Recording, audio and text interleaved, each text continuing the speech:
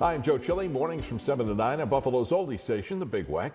Joining us on The Big Wack Buffalo on the Rise today is Jonathan McDonald.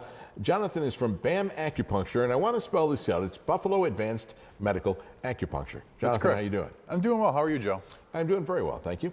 You and I have got some history. We've gone back. You've helped me out with some problems that I've had. My shoulder after my bicycle accident.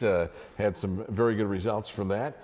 Tell us about BAM Acupuncture, and we're also talking about integrative health. So I want you to kind of describe what that is and how BAM kind of is set apart from some of the other places in the area. Good question. So that is what makes BAM unique, or one of the things that makes us unique, is we do definitely specialize in acupuncture, and that does a lot of our heavy lifting. But we take that, that ancient wisdom of acupuncture, and we're going to blend in more modern integrative techniques. And really what that allows us to do is handle some more complicated cases. One of the things that we specialize in, or the thing that we do specialize in, is we take on cases that tend not to respond to more conventional Western treatments. So taking that multifaceted approach is really one of the keys that allows us to do that. So would I be incorrect in saying that people might come to you as a last resort? I get that all the time. I've been doing this a long time, for 20 years. That's kind of been the theme since I started my practice. I don't know, I guess it's not the most appealing idea to have somebody stick needles in you. That might be the thing that kind of makes people kind of set back, but I also think there's some nostalgia around it. People think, like, does it really work, and that kind of thing.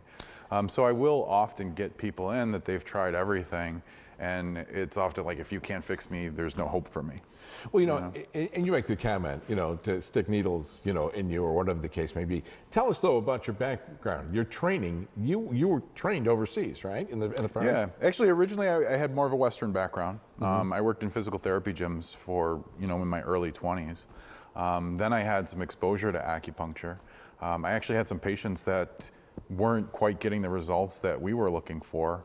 And they wouldn't take no for an answer, so they kind of went and sought alternative treatments. And to see the difference in those patients with acupuncture is really when I thought, like, hey, I should be doing that, But yeah, then I went to school formally here, but then as part of that, I did study abroad over in China for a couple months in the hospitals over there. It's kind of interesting to me because you talk about acupuncture, which I consider like old world kind of in my mind. Then you talk integrative health, which I consider something to be a modern approach. And to blend those things together, you'd think they'd be like this. You would think that. And I gained a lot of things from studying Eastern medicine in China, where it was originally developed and crafted still to this day. And I do think I had kind of that misconception coming from the West going there, that, it's all purely holistic and they do things, just strictly more traditional. It was quite different. You go to those traditional hospitals and whatever works, they're using it. So that's kind of the approach I brought back from there. If something works and it's efficable and it's not going to cause any harm, we're definitely going to use it if it's going to help, treat something that might be untreatable otherwise. I hate to use this term, but sometimes people kind of feel like they're on a medical roller coaster. Absolutely. Because of the ups and downs. Good a little bit, bad a little bit, got to go back. The original treatment was okay to a point, but now you have to come back for more and more and more. What's the end, and what's the end result, and how do you get around that? Yeah, and that's often what we see is just patients who are on a carousel of specialist after specialist. What I would say to somebody who's been on that roller coaster of, not getting the results they're looking for, don't give up hope yet. Give us a shot. We specialize in these complex conditions, so we're going to take more of a holistic approach. We're going to do a very thorough health exam with you. And really what that lets us do is make some of these connections that maybe a more compartmentalized specialist approach might miss. So that's part of the key to helping some of these people with conditions like peripheral neuropathy, post-surgical pain. We've been getting a lot of that lately. Long COVID is another thing that's been popping up over the last year or two.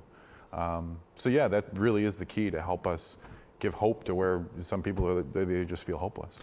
It's kind of amazes me because when you think about acupuncture and things like that, you think about traditional things that it would help. Things that have been around forever, you know what I mean? Back pain or whatever it might be, migraines, things like this.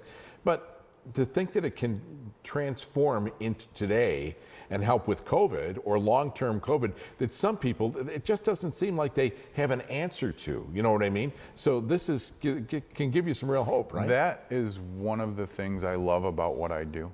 One of the things that was kind of instilled in my brain when I went there. You know, patients come in and they can be very complicated and you can get lost in that, but it's always been honed in me, and the way I was trained and the way I practice is you just look at what's in front of you. Always go back to the basics, you know. While conditions change, diseases change, our modern society changes, we're still the same flesh and blood. You know, so you apply these basic fundamental principles, and it still applies today. It's amazing. Yeah, a lot of wisdom back then, I guess. Something that I thought was interesting too, that you brought up to me, is the fact that, you know, when somebody walks in, they go, "Oh, you're normal," you know, because they think a little bit that there's a hocus pocus type thing to it. So I think that that's good. What should people do? I mean, we're in our final, you know, minute or so.